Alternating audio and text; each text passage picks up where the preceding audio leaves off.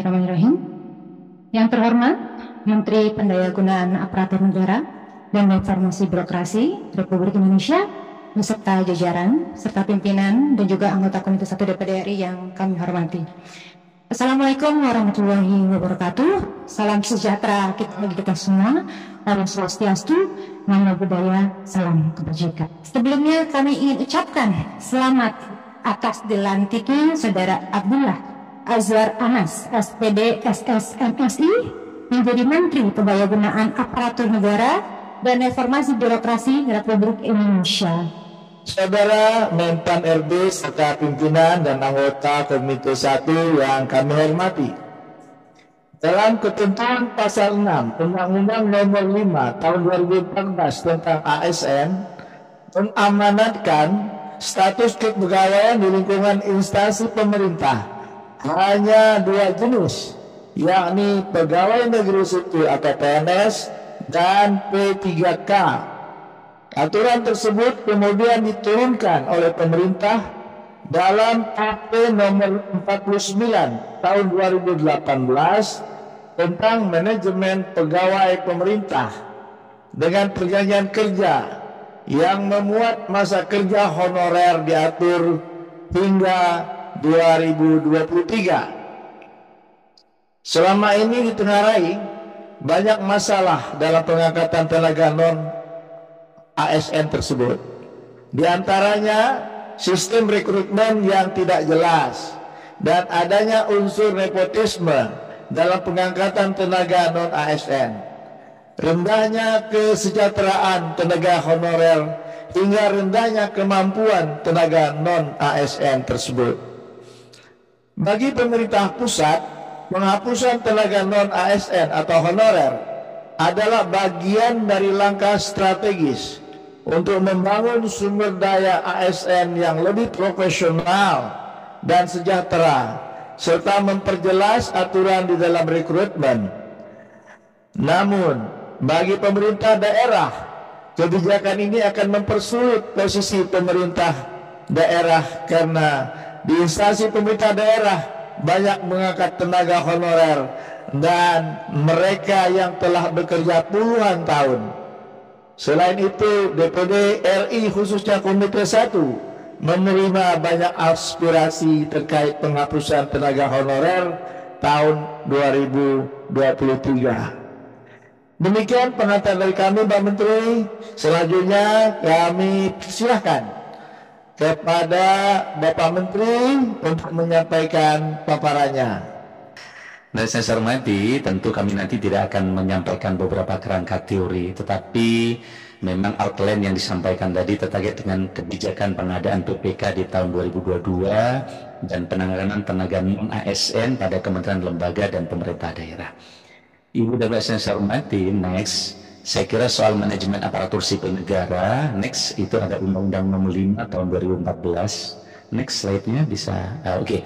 Jadi Bapak sekalian, di 2050, sebelumnya, kita ini diprediksi akan menjadi 4 besar negara ekonomi di tingkat dunia. Ini Bloomberg menyatakan begitu. Nah, oleh karena itu maka menuju 4 ekonomi terbesar di dunia, saya kira manajemen SDM aparatur kita mesti kita perbaiki dari hari ini. Dan cita-cita perbaikan ini telah dirancang oleh pemerintah dan menteri sebelum kami dan para dirjen sebelum kami, timetable-nya sudah dibuat. Nah, ini saya hormati, next slide. Bapak sekalian kami hormati, ini adalah peta, ini adalah arahan Bapak Presiden kepada kami untuk reformasi birokrasi yang menyampaikan birokrasi itu harus yang berdampak. Reformasi birokrasi itu bukan tumpukan kertas, dan birokrasi itu harus lincah dan cepat, harus bisa diukur. Jadi saya sering kalau ketemu teman-teman kepala dinas waktu saya jadi bupati, birokrasi itu sederhana, harus memastikan hari ini teman-teman birokrat ke kantor tahu apa yang akan dikerjakan. Itu aja udah bagus. Kadang mereka berangkat ke kantor tidak tahu apa yang mereka kerjakan, siapa mengerjakan apa, berbuat apa, untuk apa. Itu aja saya kira yang paling sederhana. Inilah turunan terjemahan dari arahan Bapak Presiden kepada kami. Next slide. Bapak sekalian kami hormati, outline-nya tadi sudah kami sampaikan. Next. Nah, kebijakan di PPK. Next. Saya kira soal kebijakan aparatur sipil negara, Bapak sekalian tentu sudah mengetahui semua terkait dengan PNS itu apa, P3K dan seterusnya. Kami tidak ingin bahas ini karena tentu telah beberapa kali mendapatkan penjelasan. Tadi Bapak juga sudah jelaskan harapan dan outline yang disampaikan oleh pimpinan dari DPD. Next, inilah penetapan kebutuhan ASN di tahun 2022. Ya, ada pemerintah pusat dan daerah. Untuk P3K guru itu jumlah usulannya adalah 324.853 dan jumlah penetapannya sudah kita tetapkan 319.716. Sedangkan P3K tenaga kesehatan itu 94.000 dan sejumlah penetapannya 92.000. Sedangkan tenaga teknis 92.000, jumlah penetapan 27.000. Jadi total pusat dan daerah 530.000. Ibu dan saya hormati, ini adalah perencanaan. Next slides. Terima kasih yang sudah subscribe. Bagi yang baru menemukan channel ini, like videonya, klik lonceng dan hidupkan notifikasinya. Jangan lupa di subscribe.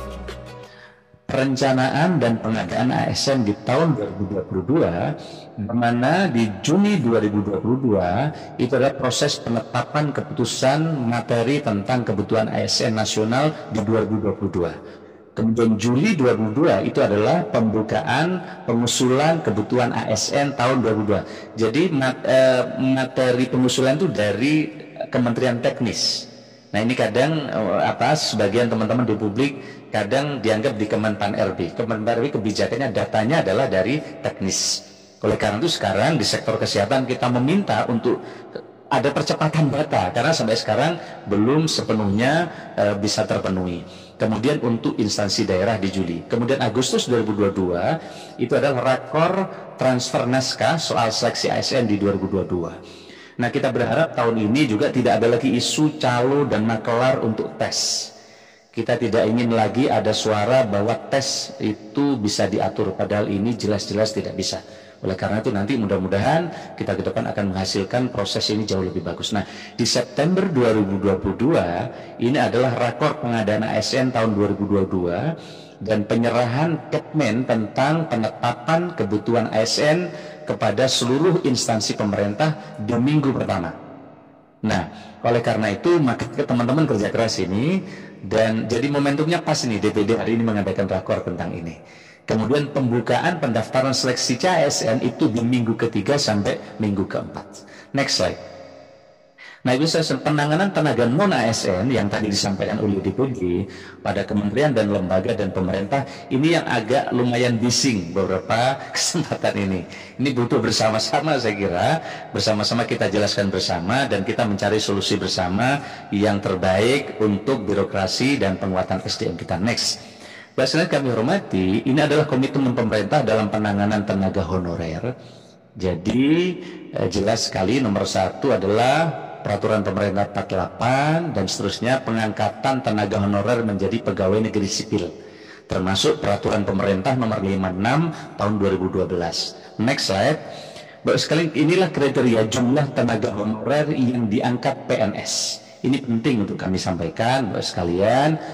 PHK 1 dibiayai dari APBN atau APBN dengan kriteria berangkat PYD di instansi pemerintah, dan pada tanggal 31 Desember 2005 telah bekerja paling sedikit 1 tahun secara terus-menerus, dan pada 1 Januari 2006 telah berusia paling rendah 19 tahun dan paling tinggi 46 tahun. Dan pasal 8 menjelaskan bahwa PHK dilarang mengangkat, PPK dilarang mengangkat PH atau sejenisnya. Dan proses pendataan awal terdapat 920.702, kemudian diangkat sebanyak 860.220. Ini adalah angkanya kira-kira gitu. Kemudian ada PP 56 tahun 2012 bahwa PHK 2 dibiayai bukan dari APBN atau UBD dengan kriteria yang sama dengan TH yang dikenal sebagai PHK 1. Dan pasal 6A ayat 2 menjelaskan bahwa seleksi dilakukan 1 kali atas kesepakatan 3 komisi DPR, yaitu komisi 2, komisi 8, dan komisi 10 pada waktu itu. Dan proses pendataan kembali dilakukan karena protes TH yang tercecer. Usulan diajukan oleh P3K terdapat 673.737, di mana dari sini ada 11 kali dari sisa THK 1 yang tidak diangkat, yang mengikuti ujian sebanyak 614.460 TH yang disebut dengan THK 2, kemudian lulus dari ikut ujian itu 209.872.000 THK 2. Ibu saya hormati, ini memang banyak yang memerlukan penjelasan terkait soal ini. Nanti para deputi saya minta menjelaskan jika ada pertanyaan dari Pak Sensor. Nah, berikutnya terkait dengan pendataan tenaga non ASN, surat Menpan RB sebenarnya sudah ada, di mana mengingatkan kepada kementerian lembaga dan Pemda tentang pemberlakuan PP nomor 49 2018 tentang manajemen P3K, bahwa pada November 2020 itu tidak boleh ada status tenaga non ASN. Jadi ini adalah surat Pak Menpan untuk mengingatkan bahwa ada PP 49. Kemudian diminta kepada Kementerian Lembaga dan Pemda untuk melakukan pemetaan dan langkah-langkah penyelesaian tenaga non ASN. Nah, surat ini juga mengingatkan untuk menciptakan kejelasan status, karir dan kesejahteraan tenaga non ASN yang bekerja di lingkungan instansi pemerintah. Ini surat nomor 203/2022. Kemudian ada surat Menpan RB juga nomor 01/2022 yang menyampaikan bahwa pendataan dimaksudkan untuk melakukan pemetaan dan mengetahui jumlah pegawai non ASN di lingkungan instansi pemerintah, baik instansi pusat maupun pemerintah daerah, bukan untuk melakukan pengangkatan menjadi ASN. Surat ini yang membuat agak gaduh sedikit, kira-kira betul ya, nggih? Nah, surat ini saya kira nanti perlu kita jelaskan bersama terkait dengan surat yang menjelaskan adanya PP nomor 49 2018. Kemudian surat ini juga menyampaikan bahwa pendataan meliputi tenaga honorer kriteria 2 atau THK 2 yang terdaftar dalam database Badan Kebaikan Negara dan pegawai non ASN yang telah bekerja pada instansi pemerintah. Inilah sebenarnya surat yang membuat kekhawatiran para bupati dan daerah yang nanti akan kami temui teman-teman ini untuk kita ajak dulu bersama, kira-kira. Pasti basinya ke teman-teman DPD ini menyampaikan banyak hal. Nah, Bapak saya hormati, lalu apa langkah-langkah ke depan yang akan kita kerjakan? Pertama, ini kita lakukan rapat koordinasi ASN di lingkungan pemerintah daerah yang dilaksanakan pada 2022 dihadiri oleh seluruh sekretaris daerah, provinsi, kabupaten kota, asosiasi kota, dan juga teman-teman kabupaten se-Indonesia. Kebijakan pengadaan P3K guru, tenaga geser dan penyuluh keluarga berencana, dan yang tiga adalah rapat koordinasi pendataan non ASN bersama Badan Keuangan Negara di lingkungan instansi pemerintah tanggal 20 Agustus 2022, dan Kementerian PAN RB senantiasa mendorong usulan kebutuhan P3K pada instansi pusat maupun daerah melalui kegiatan coaching klinik serta pembukaan perpanjangan masa pengisian usulan kebutuhan P3K. Ini kan kekhawatiran teman-teman kepala daerah ini karena merasa dikunci, tidak boleh lagi ada non ASN. Nah, saya bilang kepada teman-teman kepala daerah ini suka ada janji kerja dan janji politik kepada konstituen. Kalau dikunci pasti marah mereka. Nah, maka lebih bagus jangan bikin pagar tinggi-tinggi kalau pagar itu harus dilompatin. Saya waktu jadi bupati melarang ada tenaga honorer. Saya patok gajinya 25 miliar. Saya kaget menjelang akan akhir setelah saya kunci, gajinya udah naik 45 miliar. Honorer tidak ada, tapi dititipin di kegiatan. Jadi ilmunya ada aja teman-teman. Karena untuk mengakomodir berbagai usulan, maka saya diskusi dengan teman-teman ini, buat apa kalau kita buat pagar tinggi-tinggi, tapi harus dilompatin pagar itu. Maka kita perlu ada solusi. Nah, teman-teman sudah rencana merancang di PP manajemen kesejahteraan. Bagaimana solusinya? Mungkin nanti, tapi ini belum kita putuskan. Sebagai sebentuk alternatif seterusnya adalah bahwa setiap kepala daerah baru nanti mengangkat, tapi hanya sepanjang masa jabatannya. Ini solusi. Nah, kira-kira gitu, Pak. Ini kalau nggak ada solusi, marah semua bupati-bupati. Kemarin datang Saya ini datengin tetangga saya, masa kamu jadi bupati udah 3 tahun, kau angkat tetanggamu pun nggak bisa. Nah, marah. Saya mah ada pengusaha, gimana masa nggak bisa kau angkat ponakanmu itu? Udah nggak usah digaji, yang penting pakai logo Pemda masuk ke kantor. Begitu. Ya ada begitu. Ada juga yang nakal juga memanfaatkan. Tapi rata-rata ini ternyata harapannya tinggi, kira-kira gitu. Nah, oleh karena itu kita sedang akan siapkan ini materi-materi yang kira-kira menjadi, saya sudah menggambarkan usulan bapak-bapak, maka para deputi sudah menyiapkan beberapa poin tadi sehingga nanti bisa menjadi alternatif dalam jangka pendek. Kira-kira begitu. Baik sekalian, kami kira ini jawaban dan pengantar dari kami. Nanti jika ada pertanyaan pendalaman, ini deputi hebat-hebat di kanan kiri kami siap untuk memberikan jawaban, dan juga para direktur yang ada di tempat. Kurang lebihnya saya mohon maaf jika banyak yang kurang berkenan. Wabillahi taufiq wal hidayah. Assalamualaikum warahmatullahi wabarakatuh.